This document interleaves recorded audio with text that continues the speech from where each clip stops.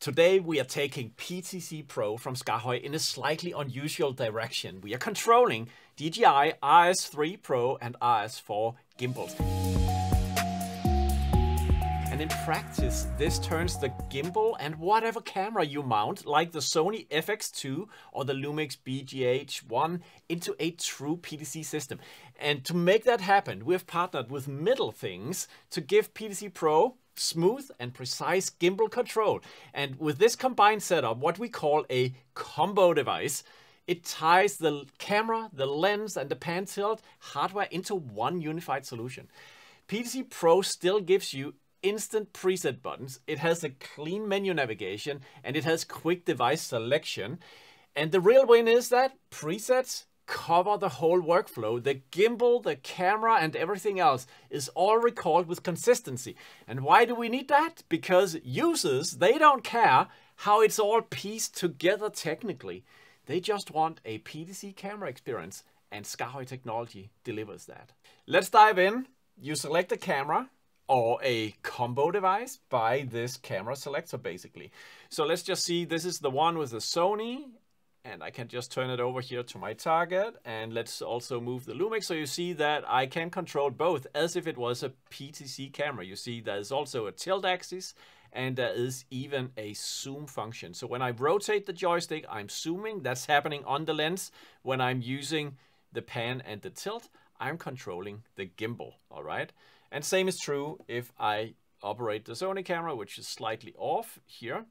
Okay, and now one of the first things that I notice here is that it is not exactly like a classic PTZ camera, because the gimbals, they are sort of used to smooth out your operations. And I'm sure this is something you can adjust in the gimbals, but it's just like when you go a little bit to the right, it's like, you know, when you are on a slippery surface with your car, it may, hopefully not your car, or it like a shopping cart in a mall or whatever, but it's just gliding a little bit to the side. So you sort of need to get used to that motion. I get a little bit seasick by it, but it's still pretty cool, and that's how the gimbals operate. But hey, it's a PTZ experience that we're having right here.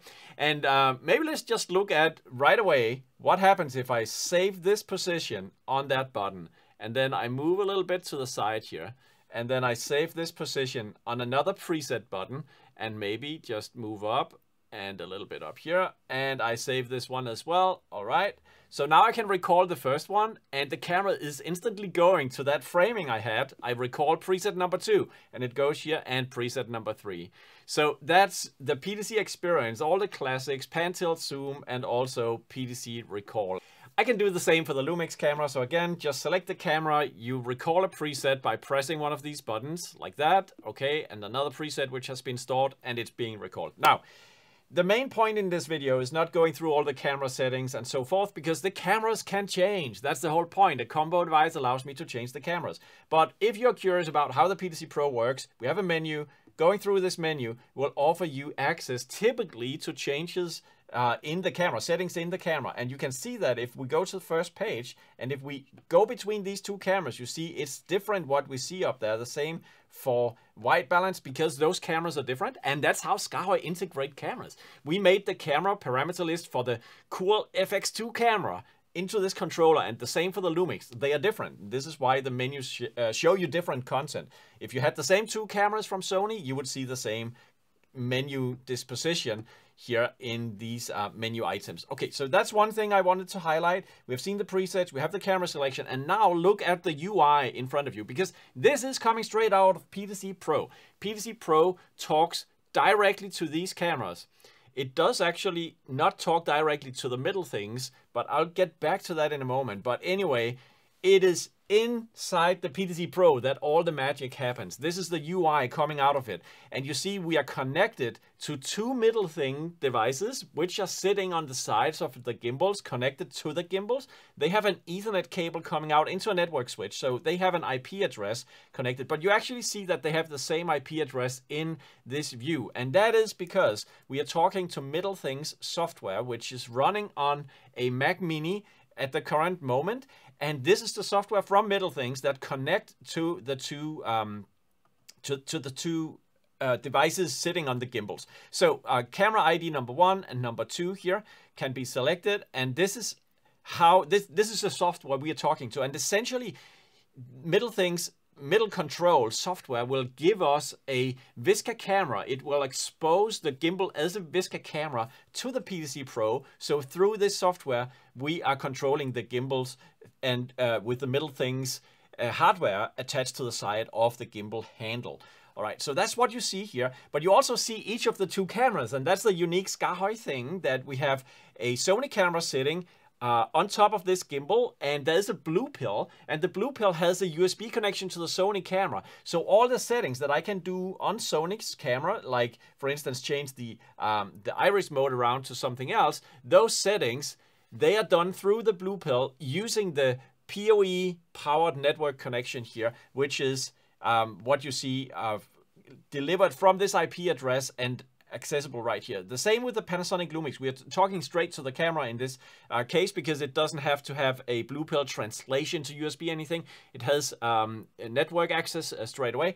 So we are talking straight to the camera. And then finally is I have an ATEM Mini. And why that? Because when I'm pressing my camera selector, you see that I'm changing the output source. I'm actually routing using an ATEM Mini so that we can see those two different sources in this video recording. And that's the configuration in here. Let's look at the middle things configuration, because I mentioned that in the software we have this camera ID that is sitting right here, and you set that up for each of these connections. So it's not just the same IP address, it's also camera ID number 1, and for the other one we are talking to camera ID number 2, and that is what selects each of the two cameras that has been configured inside of this software. Okay, now the combo device magic really happens, as you can see, that these are individual devices, but they are pieced together in the camera selector. So in the camera selector, the two cameras that I'm selecting, they are essentially shown inside of this table. It's the Sony and it's the Lumix, and it's set with labels in the displays. Another SKAARHOJ feature is that we have OLED displays on our products so that you can easily change the name. We can, let's put in an exclamation mark here, and we just changed the label of the camera selector basically, and you can call it anything else obviously. Now with combo devices, if you toggle show advanced, then you will see that we are basically taking device ID number 1 in the case of the Sony and the Panasonic Lumix cameras, because each of these are like the main device that builds the combo device, but then as the combo device ID, that second ID, we are referring to the middle things Visca camera, which is the PTZ pan tilt axis of the whole setup here. So that's what you see inside of this table, and the rest here is basically selecting configurations and also the routing index, which is the input source on the ATEM switcher that we are using. So tally forwarding is a feature that will allow us to forward tally information from that ATEM switcher if you had a tally lamp on top here. And we also have routing triggers down here, and that is what will send a route to the ATEM switcher when you press the buttons. So we are fusing all these technologies together, and for the user who operates it from the PTZ Pro, he basically just has two cameras he needs to care about. He can recall presets, he can use the joystick to operate each of them. Inside of Reactor, notice how there are always helpful comments for each of these things. So if you want to learn what a routing trigger is, you have this helpful message coming up here, and the same with tally forwarding and so forth. Before we end this video, I want to show you how you can adjust the pan tilt speed when operating the cameras, the gimbals. Okay, so in the menu you can cycle to additional pages, and one of the last pages is your pan tilt speed and your zoom speed. So we are currently selecting the Sony camera here, so if I move over to the side, it doesn't take a lot of movement on the joystick, and actually I just need to like touch it a little bit, and there we go.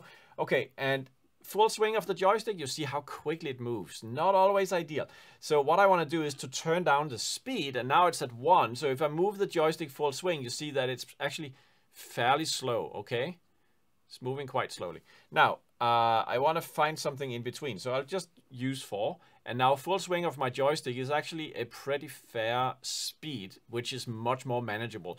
And that's something that we build into all our controllers. So it's not only true for this setup with combo devices and the gimbals, it's also true for ordinary PTZ cameras, that you can basically moderate the zoom and the pan tilt speed of the joystick in the control panel itself. Thanks for watching this video. If you like the kind of content I've just shared, make sure you like and subscribe to our channel, because we have a lot of videos coming out all the time about broadcast hardware, your favorites it may be, and how SKAARHOJ hardware can control it.